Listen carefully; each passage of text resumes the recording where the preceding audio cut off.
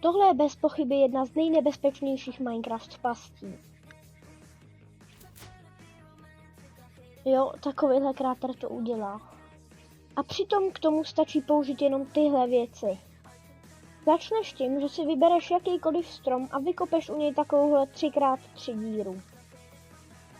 Aby byla 3 bloky do strany a 3 bloky dolů. Potom do ní skočíš, položíš jakýkoliv blok, na něj redstone, z boku redstone torčku a nahoru na ten strom prostě položíš páčku, kterou zmáčkneš. Potom si jen položíš koleje a na ní si dáš, kolik vozíčků s TNTčkama chceš.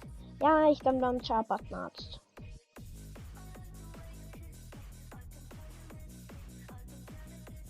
Tímto je celá past hotová, teď to stačí jenom zakrýt a počkat, než ten strom někdo vytěží. Celé to potom skončí nějak takhle. A teprve až se zničí poslední blok stromu, tak to celé vybouchne.